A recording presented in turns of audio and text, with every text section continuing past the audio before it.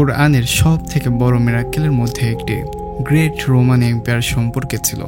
যখন super power Roman empire ধ্বংসের দ্বার প্রান্তে দাঁড়িয়েছিল, তখন কোরআন বলল, না, যুদ্ধ রোমান এম্পায়ারই জিতবে। মক্কার হীরা গুহায় জিব্রাইল আলাইহিসসালাম মুহাম্মদ সাল্লাল্লাহু আলাইহি ওয়াসাল্লামকে ইকরা বলার 8 বছর আগে রোমান এম্পায়ার আর পার্সিয়ান এম্পায়ার, দুই সুপার পাওয়ারের মধ্যে অনেক কঠিন লড়াই শুরু হয়েছিল। এটা এমন যে আজ আমেরিকা আর চায়নার মধ্যে পুরো দমে যুদ্ধ শুরু হয়ে গেল।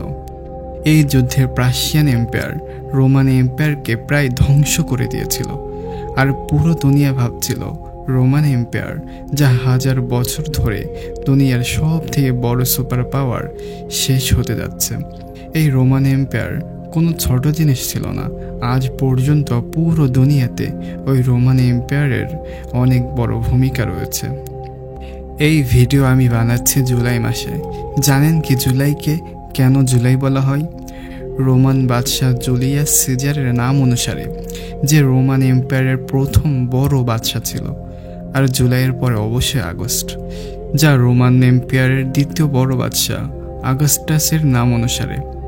আর তাছাড়াও যত প্ল্যানেট আছে, জুপিটার, মার্স, এটাও রোমান এম্পায়ারের খোদার নামে নাম রাখা হয়েছে।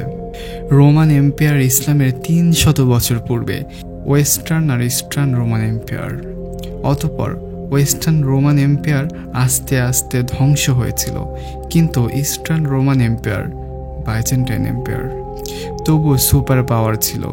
এই যুদ্ধে মনে হচ্ছিল পার্সিয়ানরা শেষমেশ রোমানদের ধ্বংস করে দিবে। এত বড় কাজ পার্সিয়ানরা কখনোই একা করতে পারত না যদি তাদের সাথে রোমান জনগণ না থাকত।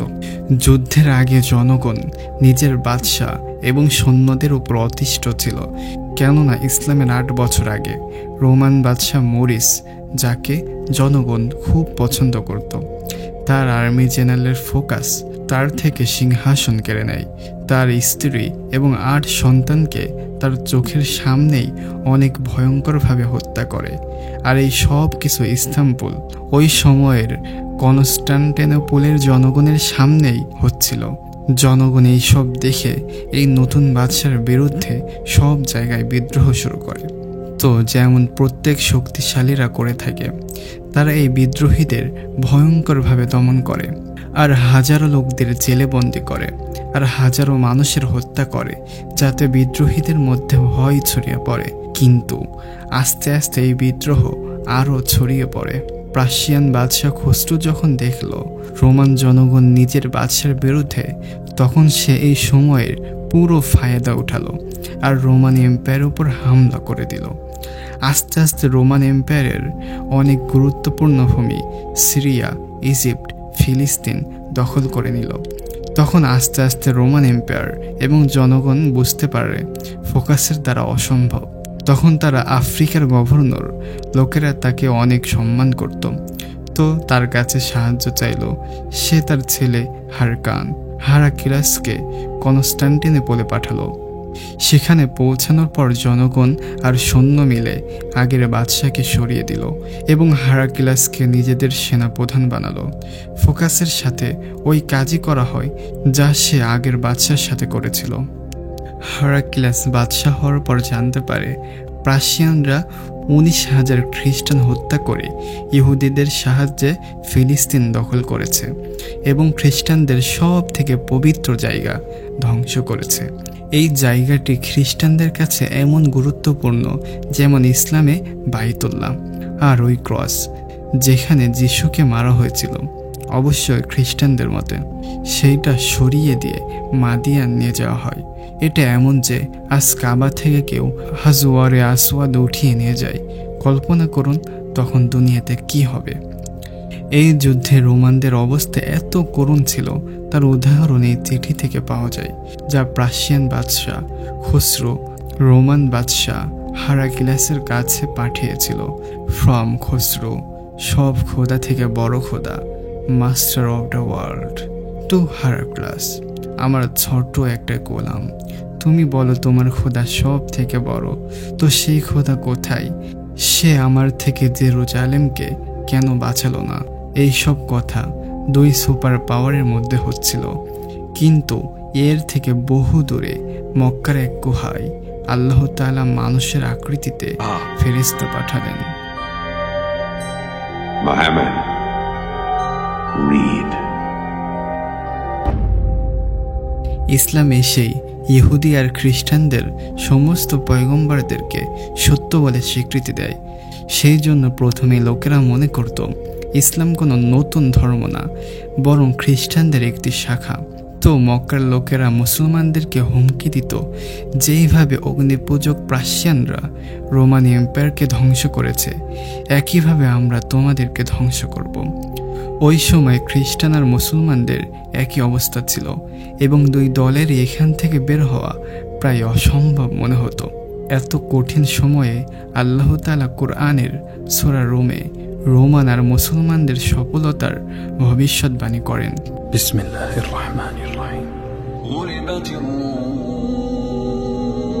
পাশের দেশে রোমান প্রায় ধ্বংসপ্রাপ্ত, কিন্তু এই পরাজয়ের কিছু বছর পর সফলতা পাবে। আর ওই দিন এমন হবে যে আল্লাহর দেয়া বিজয়ে মুসলমানেরা উদযাপন করবে। মক্কার কাফেররা এই আয়াত নিয়ে অনেক হাসি ঠাট্টা করেছিল যে রোমান এম্পায়ারদের বাঁচা অসম্ভব। কিন্তু হযরত আবু বকর রাদিয়াল্লাহু তাআলা আনহু ইসলামের প্রথম দিন থেকেই কোরআনের উপর এত বেশি বিশ্বাস করত যে তিনি মক্কার এক কাফেরের সাথে বাজি ধরে বসেন। বাজির শর্ত ছিল, যদি রোমান 3 বছরের মধ্যে সফলতা না পাই তাহলে আমি তোমাকে 10টি উট দিব, আর যদি সফলতা পাই তাহলে তুমি দিবে। ওই সময়ে ইসলামে বাজি ধরা হারাম হয়নি। যখন রাসূল সাল্লাল্লাহু আলাইহি ওয়াসাল্লাম বাজি সম্পর্কে জানতে পারে, তখন তিনি আবু বকর রাদিয়াল্লাহু তাআলা আনহুকে বললেন, বাজিতে 3 বছরের সময় বাড়িয়ে 10 বছর করো, উট 10 থেকে বাড়িয়ে 100টি করো। ওই কাফের এই শর্ত খুব সহজেই মেনে নিল, কেননা রোমানদের জেতা প্রায় অসম্ভব ছিল। এক ব্রিটিশ হিস্টোরিয়ান তার বইতে লিখেছে যে কোরআনের এই ভবিষ্যৎবাণী 7-8 বছর পরেও সত্য হওয়ার কোনো সম্ভাবনা ছিল না, কেননা প্রাশিয়ান একেবারে রোমানদের রাজধানী কনস্টান্টিনোপলের চারপাশ থেকে ঘিরে ধরেছিল। কিন্তু কনস্টান্টিনোপল বিজয় করা অসম্ভব ছিল। এই ঘটনার 900 বছর পর্যন্ত কেউ কনস্টান্টিনোপল বিজয় করতে পারেনি। শেষমেশ অটোমান এম্পায়ার উসমানী সাম্রাজ্যের 21 বছর বয়সে সুলতান মেহমেদ জাহাজ পাহাড়ের উপর দিয়ে নিয়ে গিয়ে বিজয় করেছিল। এর পুরো হিস্টোরি জানতে চাইলে কমেন্ট করুন এবং সাবস্ক্রাইব।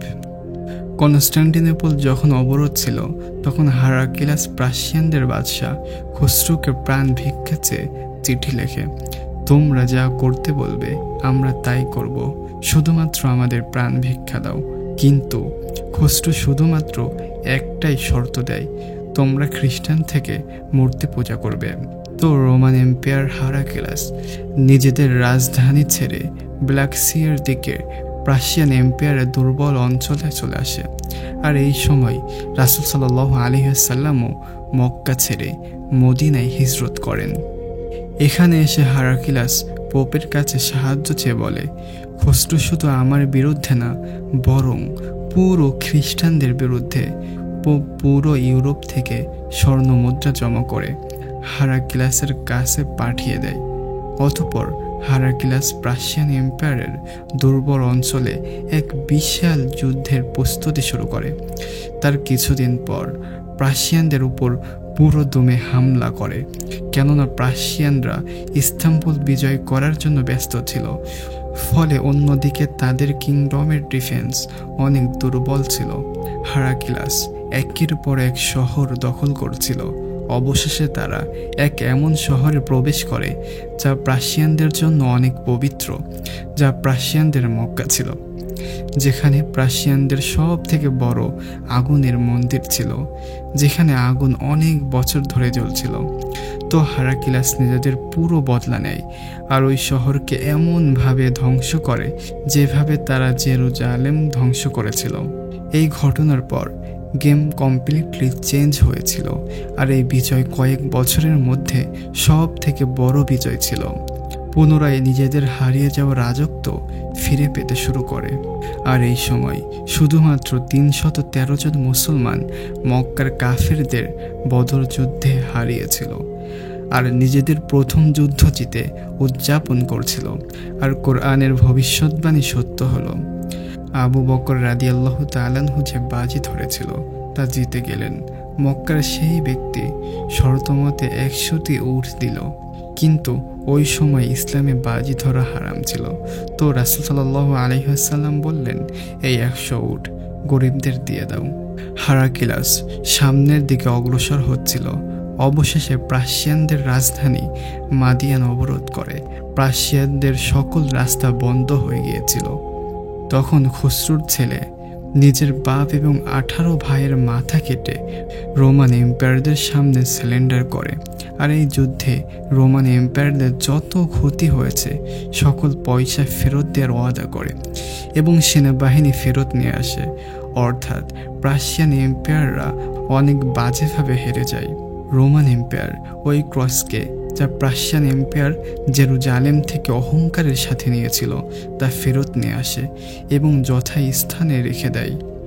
আর এই বছর মুসলমান আর মক্কাবাসীর মধ্যে হুদাইবিয়ার সন্ধি সংঘটিত হয়, যার কারণে মুসলমানদের তাকদীর পরিবর্তন হয়ে যায় এবং কোরআন এই বিজয়কে শ্রেষ্ঠ বিজয় বলেছে।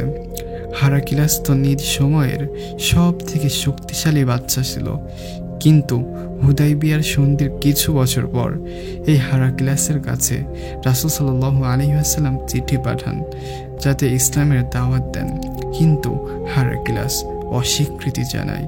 তার কিছু বছর পরে মুসলমানেরা প্রায় পুরো রোমান সাম্রাজ্য বিজয় করে নেয়। শুধু রোমান এম্পায়ার না, বরং প্রাশিয়ান এম্পায়ারও। আর আজ পর্যন্ত এই এলাকা মুসলমানদের কাছ থেকে কেউ নিতে পারেনি। সাবস্ক্রাইব।